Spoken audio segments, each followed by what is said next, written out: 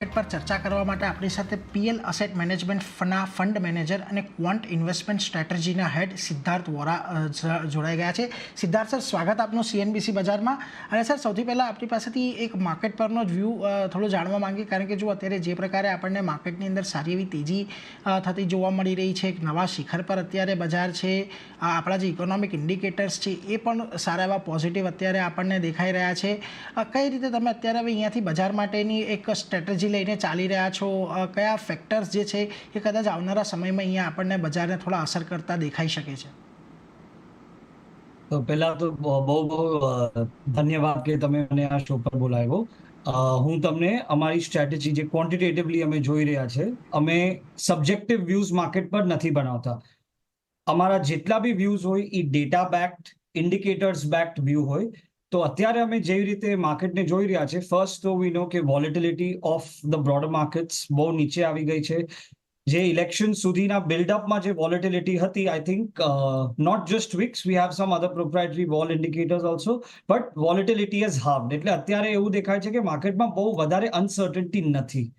જે market breath બી બહુ collapse થઈ ગઈ હતી, that has also come off to new highs. So point is, we were at around 60-62% market breadth. We're now at 80-88% market breadth. અને અગર તમે overall market sentiment જોશો તો બહુ પોઝિટિવ લાગે છે. With strong macros, a good earning season, lot of uncertainties behind us, now the only challenge remains valuation. તો અત્યારે માર્કેટના વેલ્યુએશન ઘણા સ્ટ્રેચ છે. આજની તારીખમાં ખાલી 18% સ્ટોક્સ ઇન્ડિયામાં એવા છે જે 20ના પીઈ થી ઓછામાં મળે છે, which is an indicator કે overall market is quite expensive. Large કેપ્સમાં હજી બી થોડુંક વધારે વેલ્યુએશન કમ્ફર્ટ લાગી રહ્યું છે અમને. અને the way our portfolio is constructed, અમે છેલ્લા 1 વર્ષથી આ ફંડ ચલાવીએ છીએ. છેલ્લા 1 વર્ષમાં અમે ઓલમોસ્ટ ડિસેમ્બર સુધી રિસ્ક ઓન મોડમાં હતા, which means mid and small caps had a larger proportion of the portfolio, around 70-75%, and large caps 20-25% પર હતા. Now large caps have gone in the 40-45% range, small caps have come off a bit, and I believe based on all the model suggestion કે અત્યારે આપણે risk transition zone માં છીએ. Risk transition zone માં it becomes very important to give more attention to quality, volatility and valuations. તો અમારા પોર્ટફોલિયોમાં એક colour change થઈ રહ્યો છે. જે ગ્રોથ અને મોમેન્ટમ ઓરિએન્ટેડ પોર્ટફોલિયો સ્ટ્રેટેજી હતી, એમાંથી ક્વોલિટી, વેલ્યુ અને લો વોલેટિલિટી ઓરિએન્ટેડ સ્ટ્રેટેજી થઈ રહી છે. છેલ્લા 10 મહિનામાં પહેલી વાર અમે કન્ઝ્યુમર સેક્ટરમાં વેટ સિગ્નિફિકન્ટ ઇન્ક્રીઝ કર્યું છે. અરાઉન્ડ 18-20% વેટ કન્ઝ્યુમર ઓરિએન્ટેડ સેક્ટર્સમાં આપ્યું છે અને 12-15% વેટ હેલ્થ કેર ઓરિએન્ટેડ સેક્ટર્સમાં આપ્યું છે. આ અમે એક ટેક્ટિકલ ડિફેન્સ લેયર તરીકે પોર્ટફોલિયોમાં ક્રિએટ કરી રહ્યા છે. Other than consumer and healthcare, we continue to stay bullish on some of the pro-cyclical sectors, such as industrials, capital goods, defense, automobiles, and real estate. અગર આ ઇન્ડસ્ટ્રીયલ્સ, ઓટોમોબાઈલ અને રિયલ એસ્ટેટને હું જોઈ લઉં સાથે, તો around almost 55-65% of the portfolio is coming from these 3 sectors.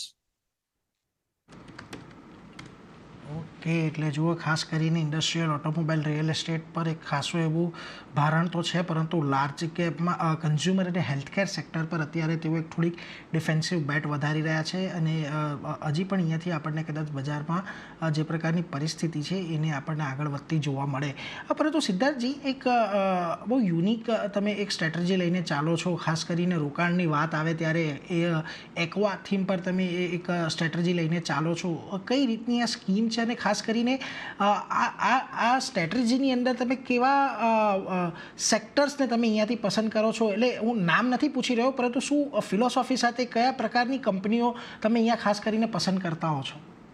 સો અહીંયા આખો point of the strategy is કે મારી પસંદ કે નાપસંદની ઉપર, એટલે એલિમિનેટિંગ બાયસીસ, એલિમિનેટિંગ ઇમોશન્સ, આખું ફોકસ એની ઉપર છે. અમારી આખી સ્ટ્રેટેજીનો મેઇન પ્રિન્સિપલ શું છે કે પાણીનો જે નેચર છે કે એ ચેન્જ કરી શકે છે પોતાની જાતને, બરાબર? એનો ફોર્મ, શેપ, કલર બધું ચેન્જ થઈ શકે છે. તો આપણને બી એવી ઇન્વેસ્ટમેન્ટ સ્ટ્રેટેજી જોઈએ જે અડેપ્ટ કરી શકે. માર્કેટના અને મેક્રો સાયકલ જેમ ચેન્જ થાય એવી રીતે આપણી ઇન્વેસ્ટમેન્ટ સ્ટ્રેટેજી બી ચેન્જ થવી જોઈએ. તો આમાં અમે શું કરીએ છીએ, છ કી પેરામીટર છે પોર્ટફોલિયોના જે ડાયનામિકલી અમે રીબેલેન્સ કરીએ. First is your asset and asset mix. એનો મતલબ કે એક્વિટી કેટલું અને કેશ કેટલું. તો છેલ્લા 1 વર્ષમાં અમે પોર્ટફોલિયોમાં કેશ જરાય નથી રાખ્યું, અત્યારે બી નથી, અને ઇલેક્શનના બિલ્ડઅપમાં બી કેશ નહોતું. સેકન્ડ ઇઝ સાઇઝ મિક્સ, કે લાર્જ મિડ સ્મોલમાં કઈ પાર્ટ ઓફ ધ સાયકલમાં કેટલું એક્સપોઝર હોવું જોઈએ. થર્ડ ઇઝ કયા સેક્ટરમાં ઓવરવેટ હોવું જોઈએ, કયા સેક્ટરમાં અંડરવેટ હોવું જોઈએ, કયા સેક્ટરમાં ઝીરો વેટ હોવું જોઈએ. એટલે આ 1 મહિનો હું છોડી દઉં તો એની પહેલા મારા પોર્ટફોલિયોમાં આઈટી, કન્ઝ્યુમર ઓલમોસ્ટ એ બંનેનું વેટ ઝીરો હતું. હવે ધીરે ધીરે કન્ઝ્યુમરનું વેટ થોડું વધી રહ્યું છે. Fourth most important thing, the most underrated thing I would say is investment style. Investment style એટલે આપણે જાણીએ છીએ કે માર્કેટમાં એક વેલ્યુ ઇન્વેસ્ટિંગ સ્ટાઇલ છે, એક ગ્રોથ ઇન્વેસ્ટિંગ સ્ટાઇલ છે, એક ક્વોલિટી ઇન્વેસ્ટિંગ સ્ટાઇલ છે, એક મોમેન્ટમ ઇન્વેસ્ટિંગ સ્ટાઇલ છે. અમે એવું માનીએ છીએ કે કોઈ બી એક સ્ટાઇલ માર્કેટની અલગ અલગ સાયકલમાં સારી રીતે ન કામ કરે. Data of the last 25 years also suggest કે કોઈ બી તમે એક સ્ટાઇલને લઈને ચાલો છો તો પીરિયડ્સ ઓફ આઉટ પરફોર્મન્સ અને અંડર પરફોર્મન્સ વધી જાય છે. તો અમે 2 વસ્તુ કરીએ છીએ. ફર્સ્ટ, અમે બધી સ્ટાઇલને કમ્બાઈન કરીએ છીએ, અને સેકન્ડ, અત્યારે જે માર્કેટમાં પ્રિવેલિંગ સ્ટાઇલ હશે એના પ્રમાણે આખો પોર્ટફોલિયો અલાઇન કરશું કે ટિલ્ટ કરી દઈશું. એનાથી અમને બહુ ફાયદો થાય છે કે એક જ સ્ટ્રેટેજીમાં ઇન્વેસ્ટરને ન વિચારવું પડે કે ક્યારે હું કોઈ વેલ્યુ ફંડ મેનેજરને બેક કરું, ક્યારે ગ્રોથ ફંડ મેનેજરને બેક કરું, અને ક્યારે ક્વોલિટી ફંડ મેનેજરને બેક કરું. એક સ્ટ્રેટેજી અલગ અલગ સ્ટાઇલથી ઇન્વેસ્ટ કરી શકે છે. અને લાસ્ટ એન્ડ મોસ્ટ ઇમ્પોર્ટન્ટલી, ક્યારે કેટલું રિસ્ક લેવું. માર્કેટ કન્ડિશન્સ બહુ સારા હોય તો અમે પોર્ટફોલિયોમાં માર્કેટ કરતા વધારે રિસ્ક લઈએ. એનો મતલબ કે બીટા 1 ની ઉપર રાખીએ. માર્કેટમાં અગર રિસ્ક ટ્રાન્ઝિશન હોય જેવી રીતે અત્યારે છે તો અમે પોર્ટફોલિયોનો બીટા થોડો ઓછો કરીએ, ભલે 1 ની ઉપર હોય પણ તો બી પીક કરતા ઓછો. અને જ્યારે રિસ્ક ઓફ હોય ત્યારે પોર્ટફોલિયોનો બીટા 1 થી ઘણો નીચે કરીએ. તો ઉદાહરણ માટે જે 3 મહિના પહેલા મારો પોર્ટફોલિયોનો બીટા અરાઉન્ડ 1.6 હતો, હવે મારો પોર્ટફોલિયોનો બીટા અરાઉન્ડ 1.2 ની આજુબાજુ આવી ગયો છે. એટલે બીટા ઓછો થયો છે. બીકોઝ આવર મોડલ્સ આર સેઇંગ કે yes, we are in a bullish phase, but we are in a risk transition zone, which means some level of consolidation can happen in the markets with a positive bias, and therefore અમે ખાલી return પર focus હટાવીને થોડું risk adjusted returns પર focus વધારી રહ્યા છે. અમારો portfolio 25 થી 30 સ્ટોકનો હોય છે, ઇક્વલ વેટેડ. એટલે બધા સ્ટોકને અમે સેમ અમાઉન્ટ ઓફ વેટ આપીએ છીએ, સો દેટ રિસ્ક બી અમારું ડાયવર્સિફાય થાય અને રિટર્ન્સ ગ્રેન્યુલર હોય, જે પાછા આવી શકે ફ્યુચરમાં. જી સિદ્ધાર્થજી, થોડો સમયની આજે મર્યાદા છે, પરંતુ તમારી સાથે વધારે પણ ચર્ચા કરવી હતી. પરંતુ આપણે જે અત્યારે માર્કેટ વિશે અને ખાસ કરીને આપણી સ્ટ્રેટેજી વિશે જે વાત કરી છે અને આપ અમારી સાથે જોડાયા એ માટે આપનો આભાર. And we will look forward to talk with you on another date.